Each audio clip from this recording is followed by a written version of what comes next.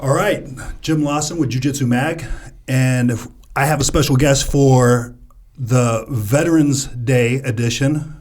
This is for the month of November.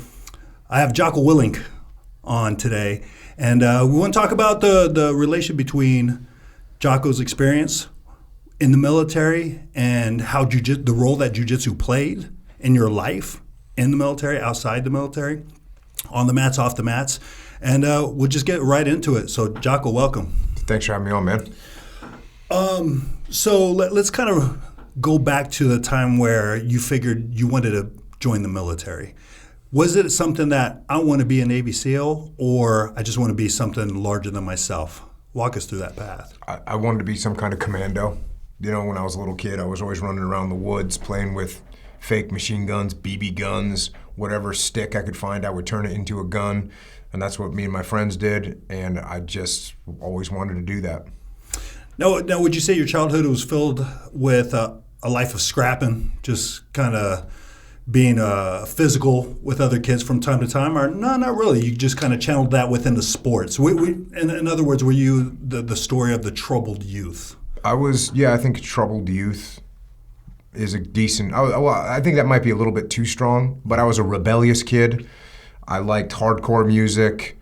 I went to, hardcore shows with mosh pits and got after it in that way.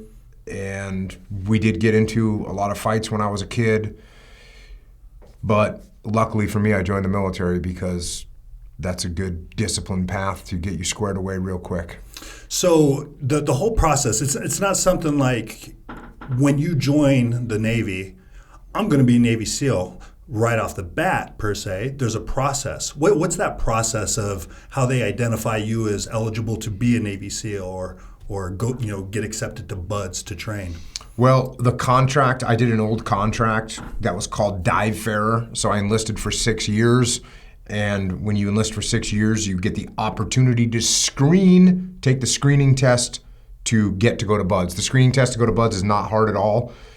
And I knew I could pass it, but it's not a good indicator of being actually ready to go to BUD/S because the screening test is so easy that you could pass the test and get destroyed in BUD/S. So you got to be in better shape than the screening test when I went in. That was a long time ago. Now I don't know if it's harder now, but yeah, so I went in, took the screening test, and you go through Navy boot camp, and then you go to BUD/S. BUD/S is, when I went through, BUD/S was 6 months long. It's still 6 months long, but when you got done with BUD/S, you'd go to a SEAL team, and then the SEAL team would get you the rest of the training that you needed to actually be a qualified SEAL. Sure. So within that training, do you recall the emphasis they had on any kind of hand-to-hand? Because everyone looks at a SEAL or a service member for that matter, but especially Navy SEALs as the elite of the elite. And with that, they could do everything. They could shoot. They can do field operations, or operation like medical operations, and they could do everything, right? So, what's a more realistic recollection of the training and the emphasis they had on something like the hand-to-hand combat portion? When I came in, they actually didn't have a huge emphasis on hand-to-hand combat. Most of the emphasis was on shooting, being able to shoot well, which is smart. That should be the emphasis.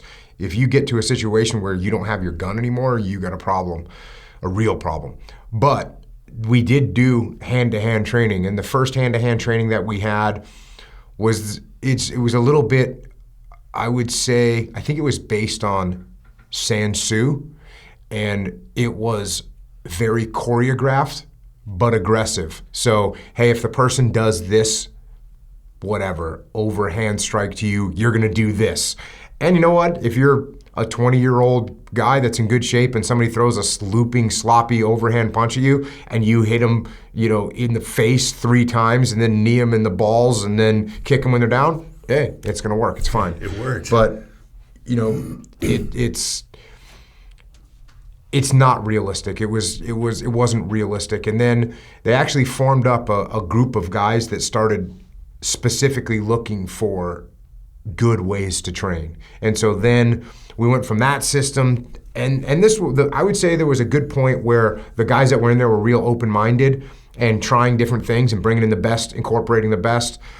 And then they got they got pulled into one other martial art for a while that once again was sort of back to a choreographed thing that taught you some moves which weren't really all that effective. That was around for a while because that's the way the military works. There's contracts and then eventually that went away and we got into where we are now, which is open mind, train what works, train different things, be good at jiu-jitsu, be good at boxing, be good at wrestling, be good at Muay Thai, be good at combining those things together, be good at combining those things together when you're wearing gear, see how you incorporate your weapons into them.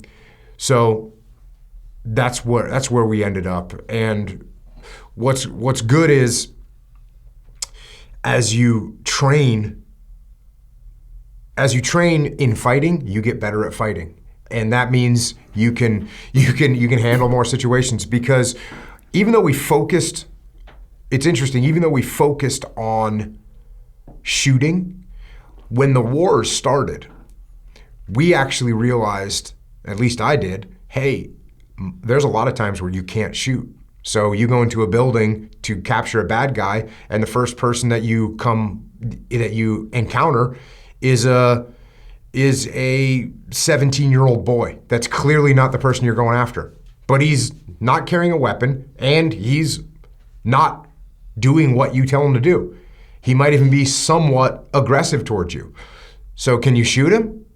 Well, technically you could, but is that the right thing to do? Probably not. So what do you have to do? You have to get control of him. How do you get control of him? You're going to use some sort of technique, hopefully you're going to use some sort of martial arts technique to get control of him. And usually the best way to get control of him, as anyone that trains, is to grab a hold of him and know how to grapple. So yeah, in fact, backing up a little bit, when you were going through those other forms and methods they're basically spitballing, it sounds like.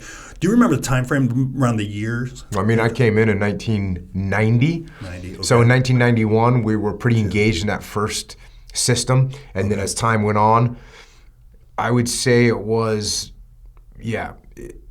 until maybe 2004, 2005, people started saying, "Hey, the stuff that we're learning isn't effective. Okay, we got to start incorporating." And there was obviously a bunch of people in the military and a bunch of people in the teams that train jiu-jitsu, train Muay Thai, awesome wrestlers, boxers. And so those guys are saying, "Hey, why are we learning this other stuff? Why don't we do something that we know works?" And by the way, we just used it on the battlefield, and it did in fact work.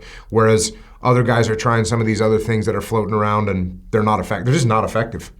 Yeah, I think something that really kind of shook that landscape of unarmed combat was November 93, UFC 1.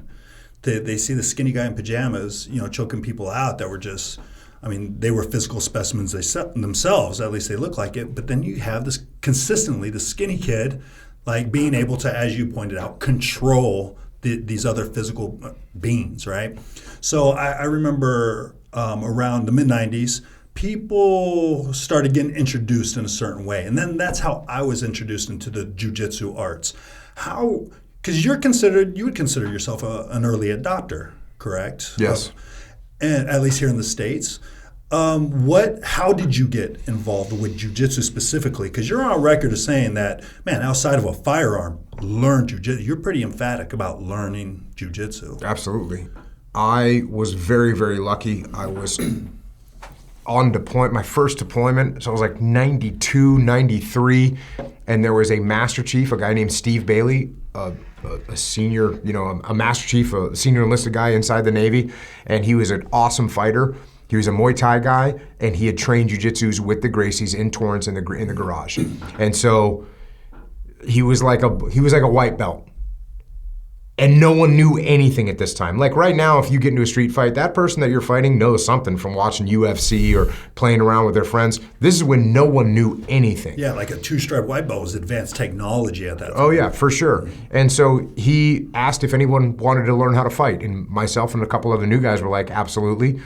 And so we showed up at a judo mat that they had on the Navy base, and He choked us all out and arm locked us all, and he was an old man. I was looking at him like he was the oldest guy I'd ever seen in my life because he was like probably 40. So an old man at 40, right? Yeah. So pause right there. What was your mentality before the first time getting choked out? Like, how did you have any kind of preconceived notions of how this was going to pan out for you?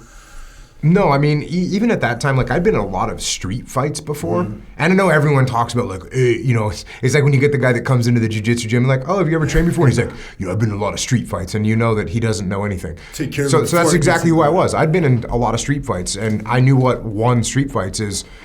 When I was a kid, what won street fights was aggressive violence of action. Go hard as fast as you can, and then have more friends than your opponent, right? Because it's not going to be fair out there. Well, so when this guy says, hey, who wants to know how to fight? I've been in enough fights to know if this guy's going to grab a hold of me, it's going to be a problem. So I didn't have any, I definitely thought, hey, I'll do okay because I just got out of SEAL training and I'm going to be in good shape. But I didn't have any preconceived notions that I was going to be able to defeat this guy, especially because he was kind of known as a fighter. Okay. So you actually went in with an open mind. And now, did you see any of the... no, UFCs weren't really out at that time because you said 92. The UFC hadn't come yet. So when in the first UFC, me and those other guys, Jeff Higgs is another black belt, he was one of those guys that was in that initial group with me, we knew 100% that Horace Gracie was going to win. Yep. We were like, oh, he's going to win, and we knew it, and I wish I could have bet millions of dollars because we had knowledge, that this guy was going to win. Okay, so at this, it didn't take you long to kind of accept the potential of what jiu-jitsu has to offer. Now, when we go through the transformations and the change and getting people on board, did you meet much resistance? How did you try to get this incorporated into your unit, even though it may not have been like a fleet-wide mandate to teach grappling a certain way? You do have those moments of time where you get to work out on your own. You have the free time, and you get a group of guys. Hey, guys, let me show you something, and then essentially you're training. You're giving classes. Yeah. I taught jiu-jitsu all the time to team guys all the time. And did you? Was it met with much resistance, or? I mean, occasionally, it's just like anyone else in the world. There's if guys could put their ego aside, then they'd usually say, "Oh, wow, this is cool. I want to learn it." If their ego gets in the way, then they say, "Oh, I don't think I want to do this because I don't like getting choked out." And it's real easy to, without making it sound too bad, it's pretty easy to lie to yourself and say, well, if this was a real fight, I would punch this guy in the face and then I'd win. It's like, no, actually try that, because I've tried that. Anyone that's been serious about it has put gloves on or not, and just said, oh, you want to fight me? Cool. You do whatever you want. And you see how it works against a double leg takedown, cross side, mount, rear naked choke. That's what works. Yeah, it seems to be the grappling arts. I'll just open it up and just say the grappling arts seem to be set themselves apart in that sense, to where if someone has an idea, well, I could just do this. Well, let's take it to the lab. Let's try to hit me. Mm-hmm. Whereas you can't really practice eye gouges and throw punches and at full speed. You actually can.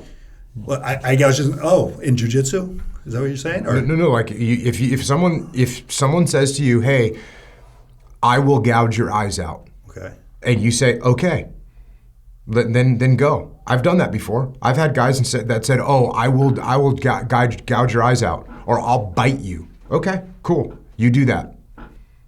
Huh. Have you ever had someone try to gouge your eyes out?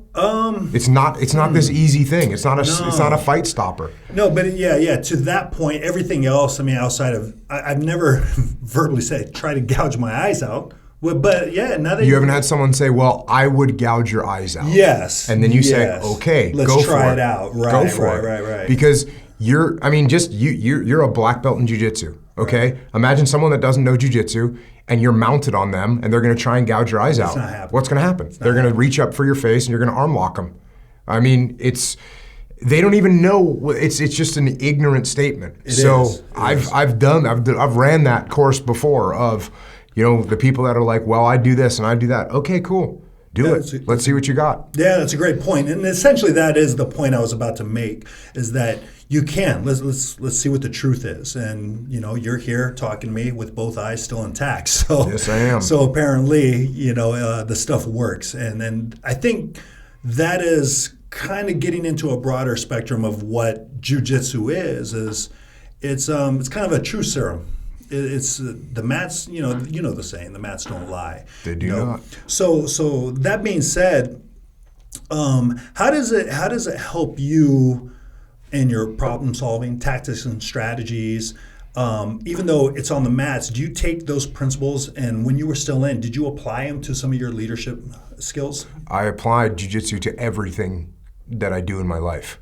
And so the primary things that I do in my life is tactics and leadership. That's the primary things that I've been doing for my whole life. And so, yes, the fact that I learned jiu-jitsu allowed me to tie a lot of threads together. And I think I talked about this primarily on a podcast that I did on my podcast, where we were actually talking about judo, but I went and explained how, for me, the thread that tied everything together and gave me sort of a universal truth around my thought patterns was jiu-jitsu. I don't think I would have, I'm not sure if I could have or would have assembled the principles in my head that I assembled without jiu-jitsu.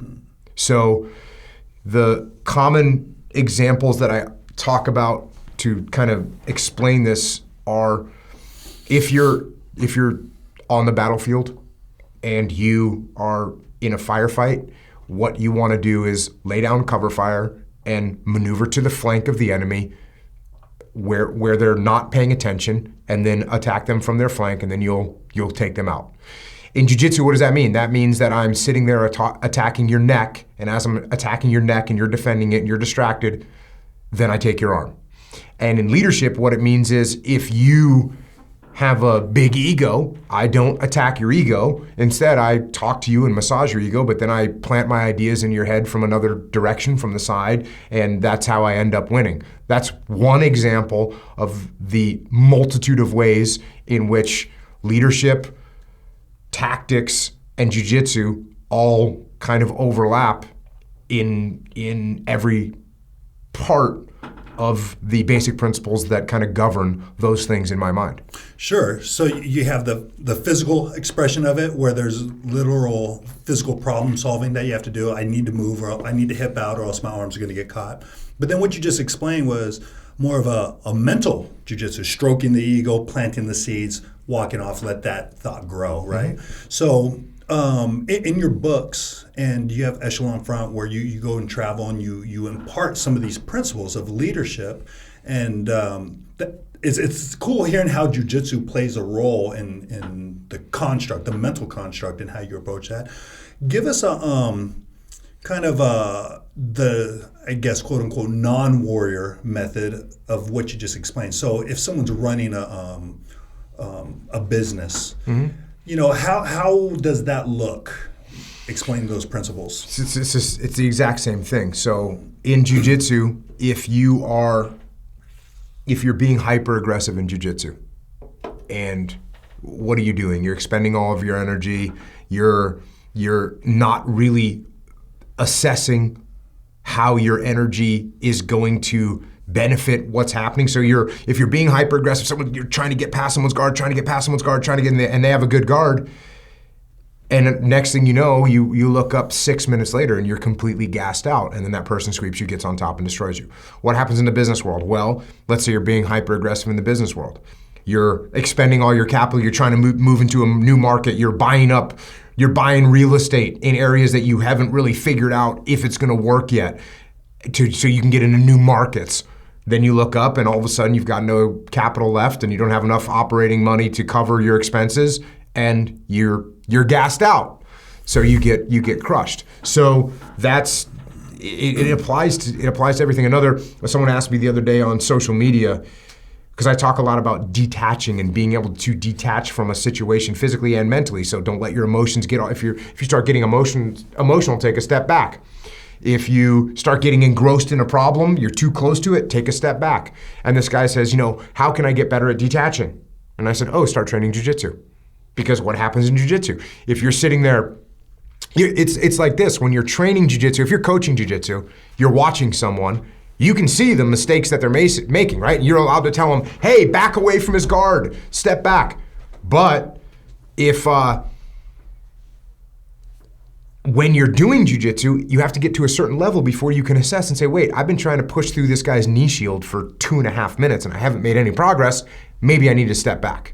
So what, you want to learn how to detach? Cool, start training jiu-jitsu. Now, you've trained MMA fighters in the past, and that actually that works and makes sense, because in the past I've been in similar situations where I'll tell a guy who's let's say a Muay Thai based fighter, right? It's like, you want your Muay Thai to get better, start doing jiu-jitsu. And then the jiu-jitsu guy, same thing. You want your jiu-jitsu to get better, start doing Muay Thai. It's actually exercising that principle that you just expressed of detach from this for a moment and take a break. So give another example of some of the people that you may have talked to, how it applies to family life, or people, I go to work every day, this and that, the regular grind, and I don't own a business. And how do you think jiu-jitsu can benefit and play a role in just the average Joe who doesn't have the weight of a company, but he has the weight of a family? Yeah, so what you just said, the grind, right? Well, if you want to get better at jiu-jitsu, there's going to be days that you don't feel like training, that you're tired, that you're beat up, that you're sore, and you have to go train. I mean, if you want to get better at jiu-jitsu, you have to go train. If you're at a business or you're at a job and you want to do well inside that job, even when you don't feel like doing it, you still got to get on the mat. You still got to go and swing that hammer or work that manufacturer. Whatever your job is, you still go and you give it your best. And that's what you have to do with jiu-jitsu if you're going to advance in it. Now, of course, do you have to listen to your body sometimes? And sometimes you get so beat up that you got to take a day off? Sure, of course, that happens. I'll tell you what though, usually you don't really need a day off. And that's one thing that I tell people all the time. If jiu-jitsu is so taxing on your body that you're walking off the mat feeling like you just did a heavy lift and then a Metcon, on top of that, you're really not doing jiu-jitsu the way you should be, right? When you showed up today, I think I just got done with 2 warm-up rounds with Dean, and then we did 5-minute rounds. Not that big of a deal, but it was like I just went for a brisk walk. Okay, maybe a little bit more than that, but I'm not taxed. It wasn't like, hey, let me take a break before we show these moves. No, like we just trained. That's just part of the day. With MMA fighters, they get on their hard training schedule. And I always look at them and say, look, even on your day off, you should be able to come in and roll. You should be, rolling should be relaxing. Of course, look, it's physically exerting, absolutely. And the worse your technique is, the more physically exerting it is. And if I'm training with Dean Lister and he gets me in a position, I'm gonna have to sometimes I'm gonna use strength to get out of those positions. It's understood. The strength isn't gonna work. It might work once or twice, then I'm gonna get caught. But you should be training in a way that you can train, enjoy it, not be completely sore, and not really need to take days off from jiu-jitsu because of soreness, in my opinion. Sure. So with all of this, considering the entire landscape of jiu-jitsu, its combative benefits, the sporting aspect is growing every year, the therapeutic benefits of it, as we stated. What is your overall, as someone who's seen this growth in the U.S. the way you have, what do you think about the current state of jiu-jitsu, where it's at, considering all those factors? I think it's just getting warmed up right now. I think jiu-jitsu is so beneficial and so fun. I think that it's just starting right now. Even though it seems like it's exploded, I think this is just the beginning. Because we live in San Diego. I live in San Diego, California, and we have jiu-jitsu on every corner here. And this is where things start, things, and the East Coast is the same way. New York's got a bunch. So things start in these kind of on the coasts, and it's spreading. And now you go to the middle of the country and there's jiu-jitsu There's jiu-jitsu all over the place. So I think it's just starting, and I think it's just going to keep growing. The benefits are so good. Another thing that I think is beneficial about it, when you compare it to boxing or Muay Thai, and again, I'm a huge fan of boxing and Muay Thai, but let's face it, you're getting head trauma from boxing and from Muay Thai. And even 10 years ago, when my son was younger and my daughters, like I had them sparring, Muay Thai and boxing. But even now, that's just 10 years ago. But now I think, hey, I'm not going to have them spar as much, right? I would rather have them focus on grappling. You absolutely need to train boxing. You absolutely need to train Muay Thai.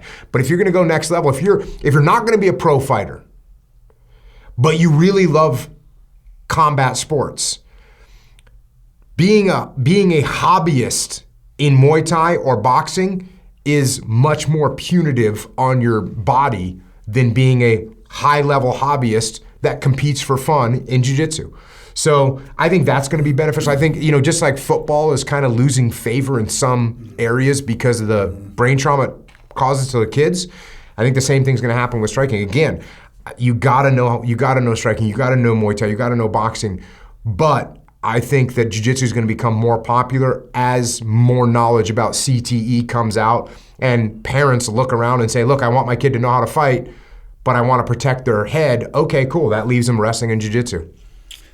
Right. So based off of that, it seems like logically speaking, it's not too hard to believe that, a combat sport such as jiu-jitsu or wrestling, collegiate wrestling, whatever,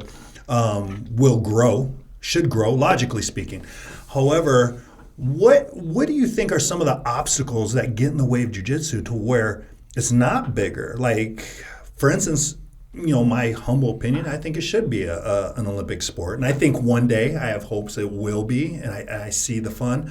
But one of the biggest obstacles I see is that a lot of the nuance.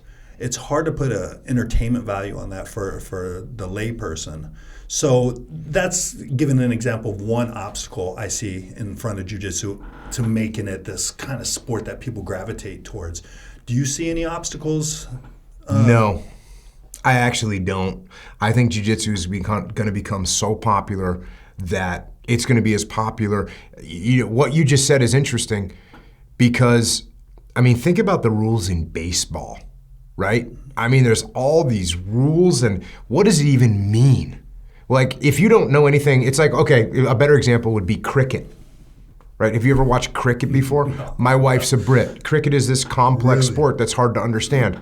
Guess what? Grappling is like, hey, one person's trying to choke the other person, trying to break their arm, trying to break their leg. It's not that hard to understand that stuff. Now, when you get into some detailed matches, that's one of the reasons I think no-gi is a little bit more spectator friendly because it's higher paced. The last couple tournaments that have gone down, those matches have been crazy to watch. They've been awesome. So I think we're heading in the right direction. I don't think anything is going to stop the popularity of jiu-jitsu. I think it's going to take over. You know what sports I watch now?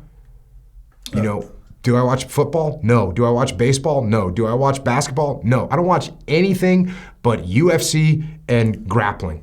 That's all I'm going to watch. And even when you see someone, what are the highlights of a football game, or what are the highlights of a baseball game? It's when there's a real fight. That's what people want to see. Oh, if there's a fight in a baseball game, that's 10 times out of 10. That's hockey, same thing. Football, same thing. Basketball, if there's a fight, that's the highlight reel. That's the highlight reel. Why play around with the ball then? Let's fight each other. That's what everyone wants to do. I never thought of it in that context. You're absolutely right.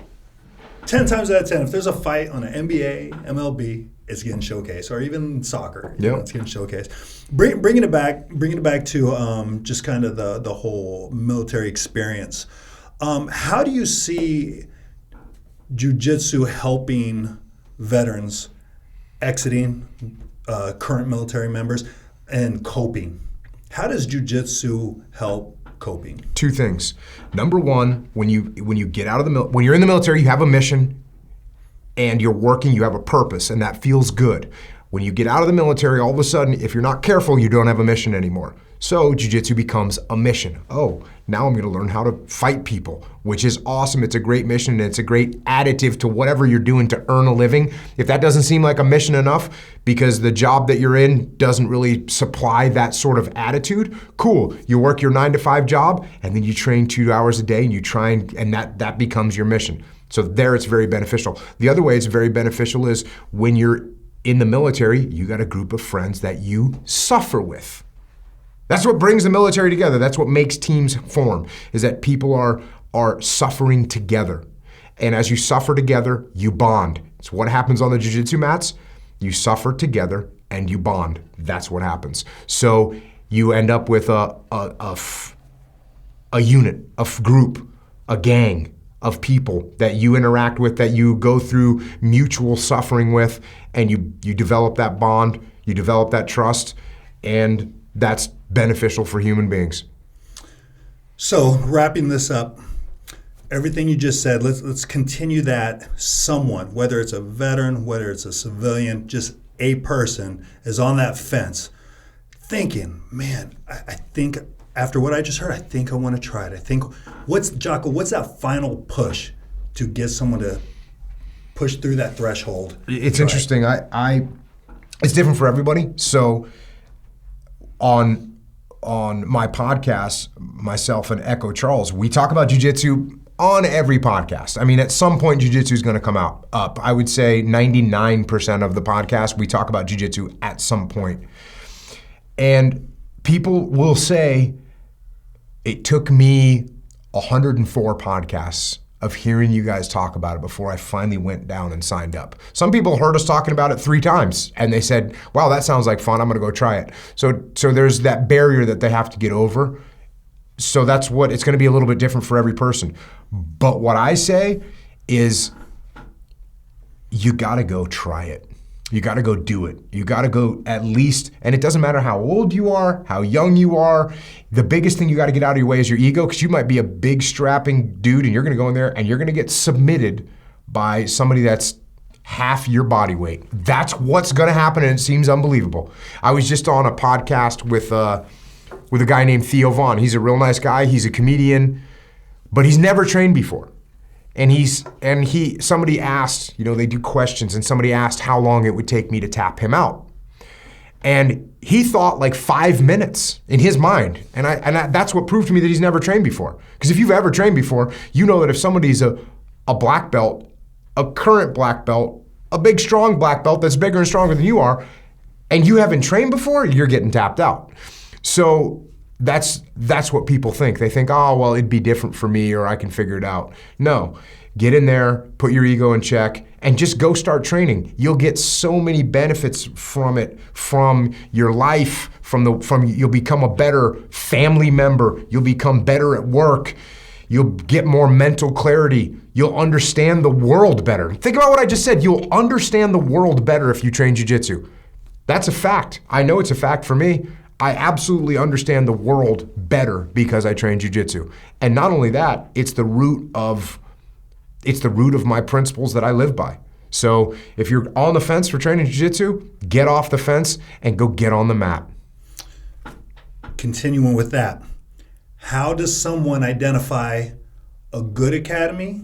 Generally speaking, because everyone's different, everyone has their own tendencies. A good academy from a maybe not so good academy. What are some red flags? These days, it's a lot different than it used to be. 10 years ago, there was people out there that were fake black belts, and they really didn't know Brazilian Jiu-Jitsu. They learned some weird, made-up term, or some ninpo Jiu-Jitsu or whatever. Add your whatever monosyllabic word in front of it. Arm crusher. Yeah, right. And then it becomes jiu-jitsu. Right. So these days, it's not like, I don't think it's like that very much anymore. Too educated. It's too educated. There's also the internet. So you go to a school, Google Maps. You want to know how to find a school? Google Maps. Find the one that's either close to your house or close to your work. if there's multiple schools in your area, if there's one school, cool. Looks like you found your school. You go in there, you go to their website, you Google the instructor's name, and you'll find out that they competed 3 times in the Worlds. You'll find out that they were a Pan Am champion. You'll find out that they got their black belt from, whoever, and you can track their lineage and you can figure out if they're a reputable actual black belt. This is not hard to do.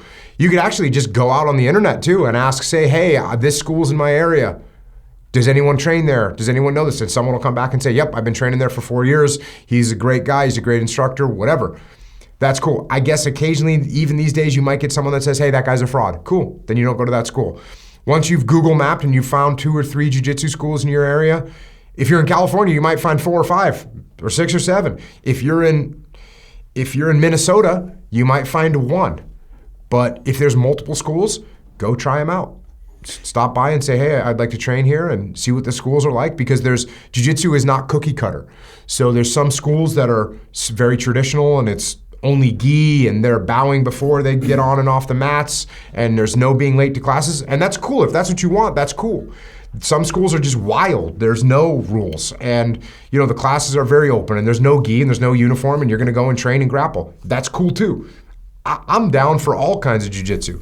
And then there's ones in between. So see which one you're looking for. Also got to figure, some schools are what are they training for? They're training for the IBJJF Worlds with gi.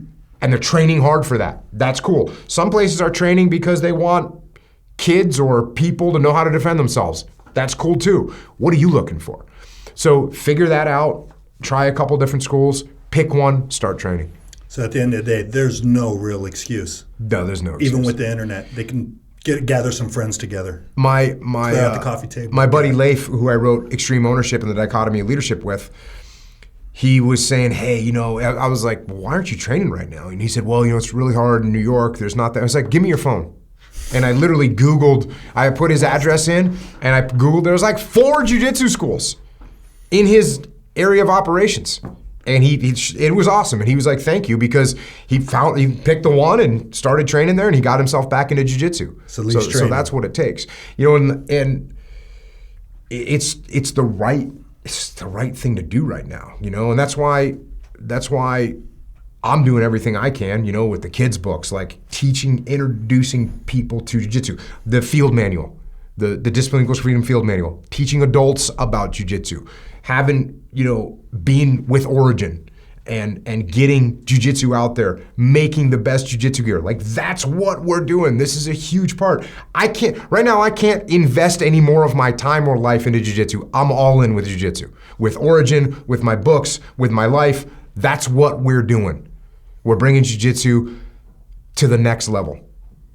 And there it is. How do people get in contact with you or keep up to date with everything that you're up to? Just, the easiest way is through the big social media machine.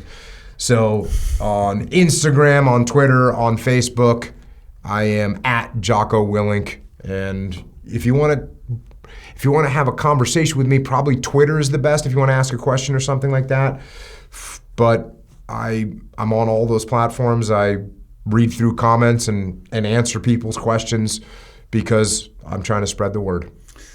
Jocko Willink, it's been an absolute pleasure. Thank you for your time. Thanks, man. Thanks for having me on. All right.